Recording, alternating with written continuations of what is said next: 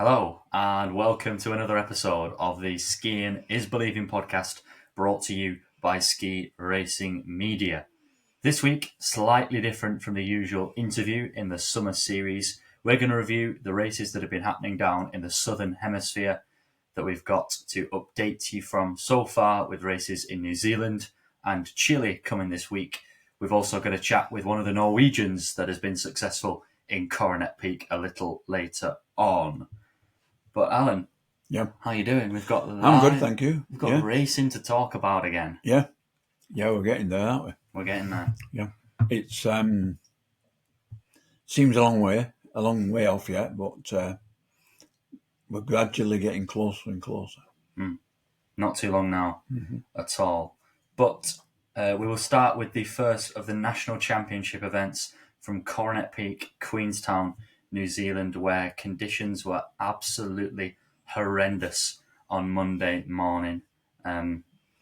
If you aren't aware, I was commentating on this race for the Queenstown Alpine Ski Team YouTube channel, and I couldn't see what was happening because the snow was so sticky. It was stuck on the cameras, and it was very difficult, but they did eventually get a race off behind the cameras that you couldn't see through, and it was the women that came first with a tremendous first run lead that Romy Ertl of Germany had built up. She came through to win by just 0.21 of a second ahead of Britain's Vicky Paller in the end, with Austria's Sophia Waldau skiing into third position, just over a second behind Ertl. I did see Romy's first run, and it was so aggressive. The turns were linking so really nicely, and I think she certainly deserved the win from what I saw. But Alan, Vicky coming through with good points. Great. That's excellent. That. It's a good start to the season for Vicky, and I'm allowed to call her Vicky. Yeah. It was a good season start for Vicky, and hopefully it will be a stepping stone to better things this coming season. Yeah. But it's good to see a Brit on the podium, even if it's in, New Zealand. Yeah. Even so far away. Yeah. I do want to touch on Romy Ertl just a little bit more. Her mum, Martina, was a former World Cup racer, hit the podium a good few times, I think. And we talk about that family unit and how successful a lot of these teams are that work with their parents and their siblings. And she's just another example of that. Yeah, that's good. It's good. So the winner of the New Zealand title, because this was a national championship, it went to Isabella Watterson, who finished the race down in sixth position. The 16-year-old, only turned 16 this year, from Wanaka, one of the main snow sports clubs in New Zealand. It was only her fourth FIS career start, and to take the national title was very impressive indeed. Over to the men's event from Monday, where the victory went to Norway and Eirik Hystad Solberg. He won by 2.23 seconds ahead of the young American Yevin Palmquist, with Yohei Koyama of Japan coming through for third position. And we had the chance to chat with Eirik yesterday. Yeah. And we'll have that conversation a little later on, where he talks about conditions, his positive start to the season down in New Zealand this summer, and how he is looking to attack the new campaign. But even when the big Norwegians aren't racing, they still manage to get one right up there. Yeah. It's a good one though. He's only on the fringe because of the fact they've got such a strong tech team. Yeah. I mean, really? 20 World Cup starts, still only 22. A mention for Yevin Palmquist, who's 18 years old, from Colorado. His older brother Cam started a couple of World Cups last season, his first couple of World Cups, in fact. And the Japanese have had a really good time of it recently. Koyama getting the slalom podium here. He did actually have a World Cup top 10 back in 2021. In fact, it was an 8th place finish. He was right up there in the past. Some good names in this field. River Radamus finished down in 8th position. Of course, slalom as his, I would say, number 3 discipline behind GS and Super G. but he was giving it a go. He didn't race the giant slaloms, but did this slalom competition.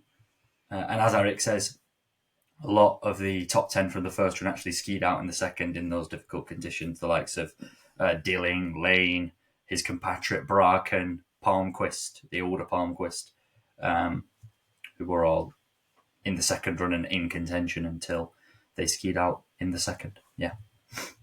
So moving to Tuesday, and we'll start with the women once again, and there is no prizes for guessing who won this one. It was Alice Robinson and Alan.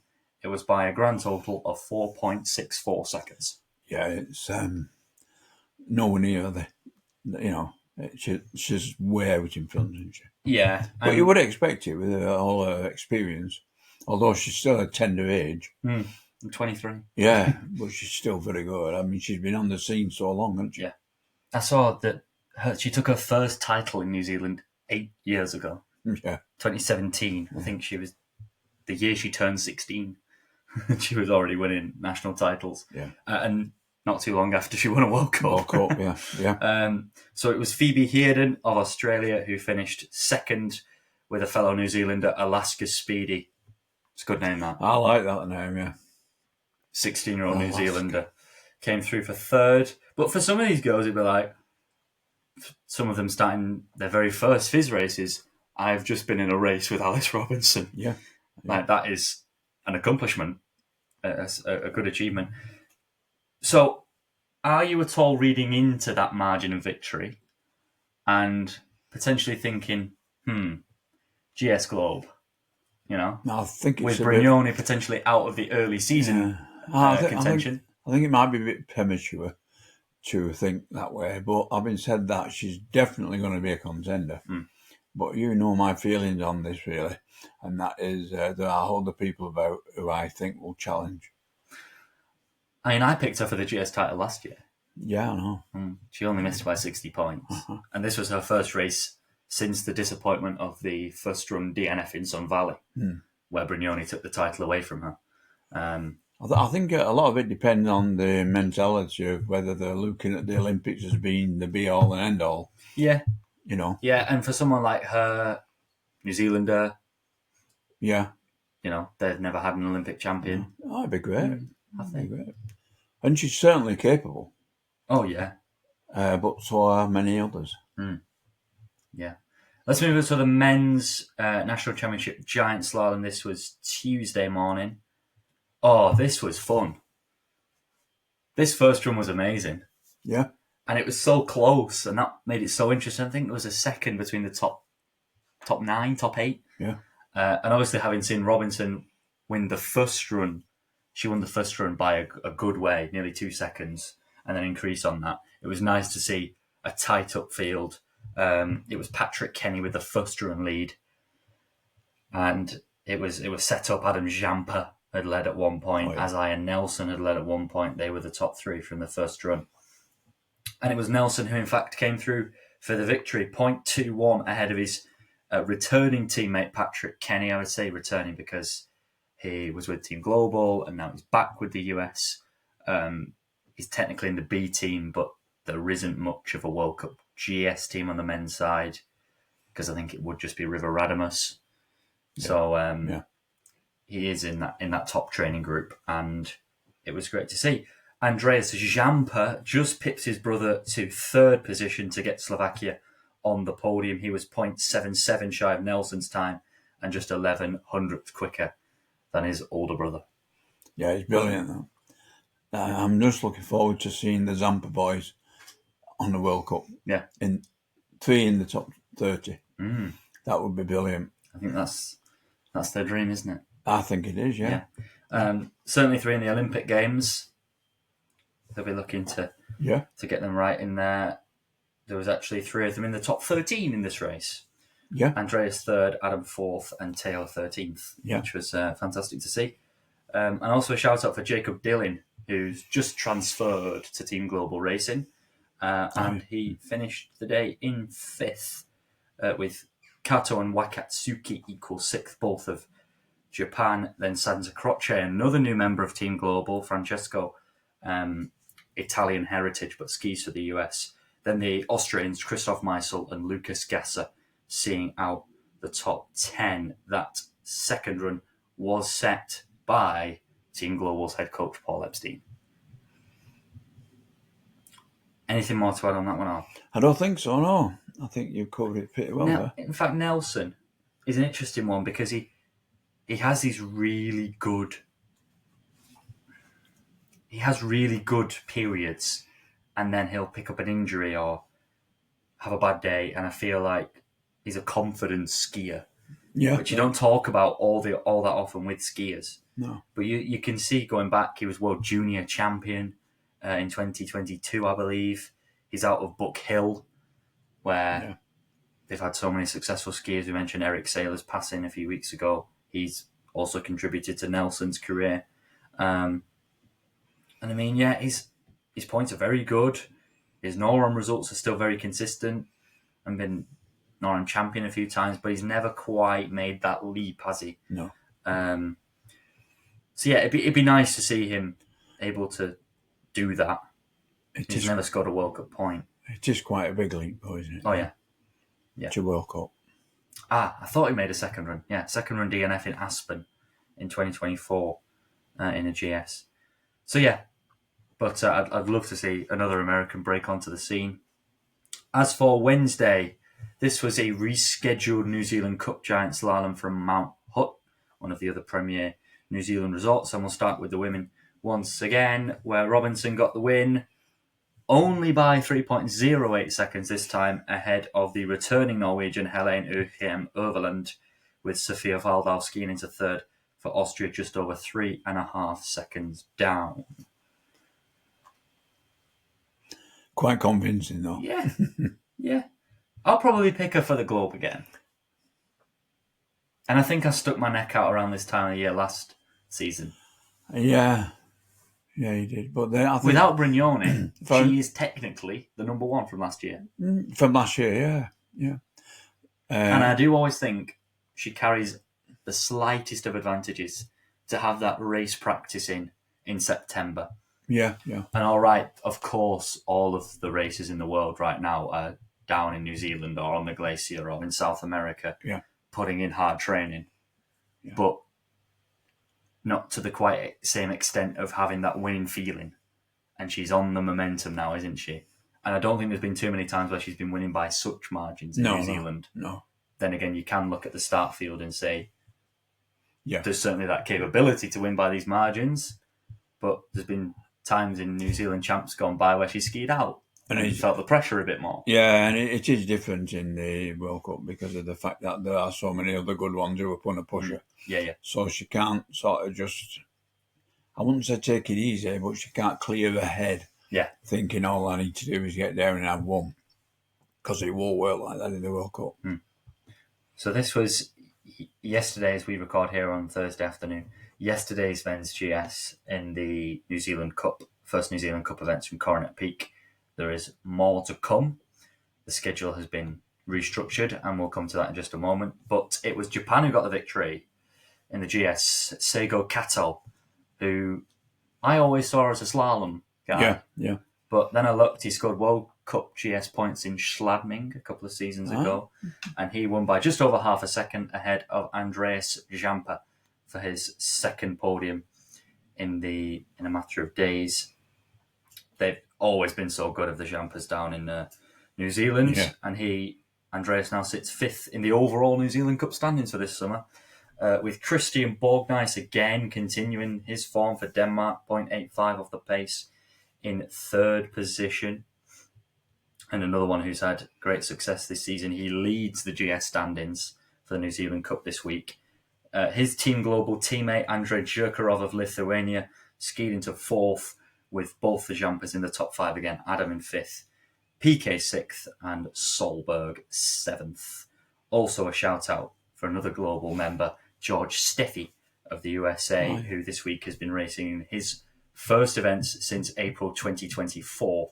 He was a DNF1 in the National Champs, but 9th in the New Zealand Cup, and only 2 seconds behind Kato.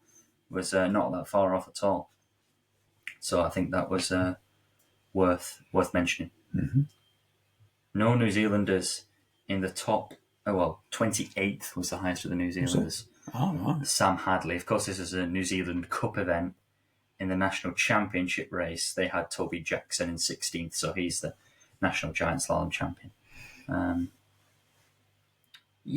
you looking at any of these guys and thinking, get a bit of consistency, find a bit of form in the summer, take it into the World Cup, or I think Eirik says a little later that these don't really matter. Yeah. What do you think? I think Eirik, on the way he was talking, I think he's one who might just take that next step. I think the older Zampa boys might do, and maybe all three of them. But certainly Andreas, is it? Yeah, I think he's more likely. Although they're so close together, aren't they? So I'm thinking he might. Patrick Kenny might come good again. I'm looking at PK. Yeah. Because I'm not quite sure what it is, but he's been up and down in the points, out of the points for a long time. It took him quite a while. I think it was maybe 26 before he scored his first World Cup points. But I think he's someone who can feed off River Radamus and Bridger Guile also in that team, scoring his first points last season. And they could be pretty strong this year. I'm looking forward to seeing the Americans and seeing exactly what they can do. Yeah. Because I think there's a possibility we see those guys edging closer towards that top 10 in the World Cup. Yeah. when you get on that kind of... Yeah. When you get the feeling and it's all good and the equipment's ticking, let's say the feeling's good, you're in form, you're carrying momentum into the World Cup season. Yeah. I don't see why more people don't do this, because if you get a couple of wins down in New Zealand, that feeling must be right. And very positive. I think it puts your mindset right, but I don't. Rather than being in Gates for a summer and not really knowing where you're at. Yeah. In terms of pace with all the other international races. I think compared with the bottom half of the World Cup, I would say, you're right. But I think with the top 20 or maybe even 30, then I don't think it's as important to them to do these huge gates. I think they know what they need to improve to hold their own and improve the position in the standings. Yeah. So I don't think it's as important for them. Certainly not the top half dozen. Yeah. They know so much about it. That's slightly different. Yeah. It is slightly different, yeah. So that is all the races so far from Queenstown, but we have got more coming. Don't worry about that. We were supposed to have races tonight for us. This is a little bit confusing with the time difference, but instead they will now race GS Saturday and Sunday morning New Zealand time and slalom Monday and Tuesday morning. And they are all Australia and New Zealand Cup competitions with very good points up for grabs. Yeah. This is the other thing. If you're someone who's not quite in the mix, and you're starting maybe 45 at the minute, you can win some of these races and move up towards starting 35 in World Cups. Yeah. And it could make a big difference. Yeah. So just to run you through, overall standings leader for the New Zealand Cup is currently Australia's Phoebe Heerden. She is 32 points of Overland of Norway, with Sophie Mahon in third of Australia. Alice Robinson is currently tied 11th, only one win, has her on 100 points, but with probably 2 more GS wins coming this week, she'll get that bit closer. And from the men's side of things, in the overall standings, it's Louis Mullensculptor of Australia out in front. Sego Kato lies second, and Borgnæs of Denmark is third. So a lot up for grabs. As I say, good points up for grabs, good points, penalties, fizz-wise as well. So now let's bring you up to date with the speed events from La Parva, Chile. These are fun. Yeah. I like these races. I wish they were on TV. Listen out, Chile Winter Series. Get these broadcast, because you'll be looking at some of these names now and thinking, "Oh yeah, that would be cool to watch." Yeah. In September. Yeah. So, the win yesterday in the downhill went to Sweden and went to Felix Monson. No? Second position for Jan Zabistran of the Czech Republic, half a second behind, and France's Matteo Ballet finishing in third, 6/10 back. Few other shout-outs. Felix Rosel, Germany, I believe he's the world junior champion. Nils Alfon rounds out the top five. Gravier of Argentina, 7th, but Alan, Roy Stoydle, 10th position for Great Britain. Good. Like to see him do well. Like to see Roy do well. And it won't do him any harm. No. But, He's 32 now. Yeah. Yeah, well. He really should be getting World Cup starts. Yeah. I don't know whether there is a reason behind the scenes that we don't know why he's not getting them, but he should. Yeah. He's doing all the right things. He's the best speedster that we've got. Yep. Chuck him in there. Let's see. Sam Morse, 11th. Henrik von Appen on home snow was the highest of the Chileans in 12th. Tristan Lane, 13th. Women's event yesterday, Hayley Cutler of the USA winning by 0.41 ahead of Barbora Novakova of the Czech Republic. And then on the Castlers, third position for Ukraine's Anastasia Shepelenko. Not quite the same standard of World Cup racer in this one. Unfortunately, a DNF for Britain's Gigi Gorringe and 6th position for Nicole Wordley. Points not quite as great in the South American Cup races as they are in New Zealand. But, as we say, good to carry a bit of confidence into the World Cup Tour.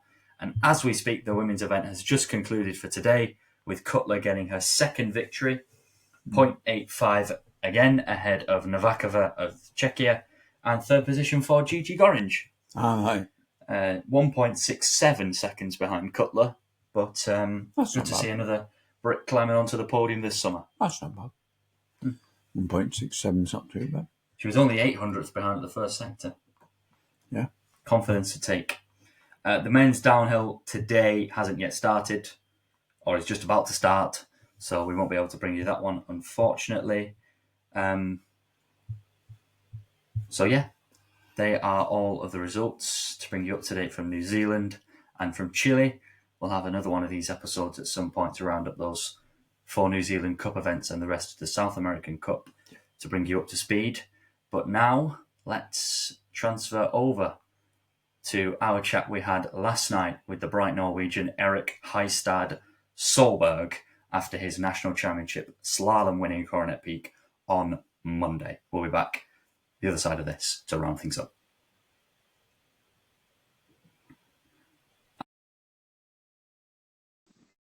Eirik, welcome to the Skiing is Believing podcast. How are you doing? Thank you. Yeah, I'm good. Got a rest day today and some races coming up, so looking forward to it. Yeah. And so far, enjoying your time down in New Zealand? Yeah, it's been good. First couple of weeks was really good weather. Some weather coming in this week, but we're managing okay. So how long have you been there now? We went straight to Mount Hutt. That was pretty with the jet lag and all. It was pretty tough, but we managed. So we had a week in Mount Hutt, did the races there, and then a good week of training in Roundhill last week. And now we're down in Coronet, so I guess we've been there almost 3 weeks now. Mm-hmm. Well, thank you very much for giving up your time in the midst of all these races. But we'll start with a focus on this week in Coronet Peak, where you took the win in the National Championship slalom by over 2 seconds. Must be pretty happy with that. Yeah, it was a tough race, and a lot of the top 10 guys from the first one struggled. And I managed to get down without major mistakes. So yeah, that was cool. Yeah, but very tough conditions. I was trying to call that race, but it was difficult. The snow sticking to the cameras, all sorts of problems. Yeah. But Is that the kind of confidence boost you wanted to start the summer season, the summer race season? Yeah, I mean, it's last year slalom wasn't really my best, so confidence wasn't really up there. Got some good training around the last week, and skis felt okay, setup felt okay, so it was nice. Alan, you want to jump in? Yeah, I was going to say, as a Norwegian skier, tech skier, you've got a big reputation over there for tech skiers, and do you think going into next season you've got some targets for yourself personally?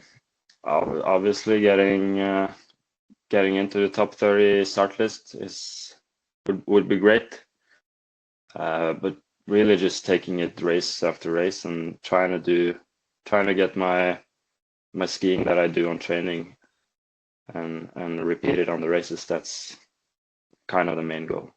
Yeah.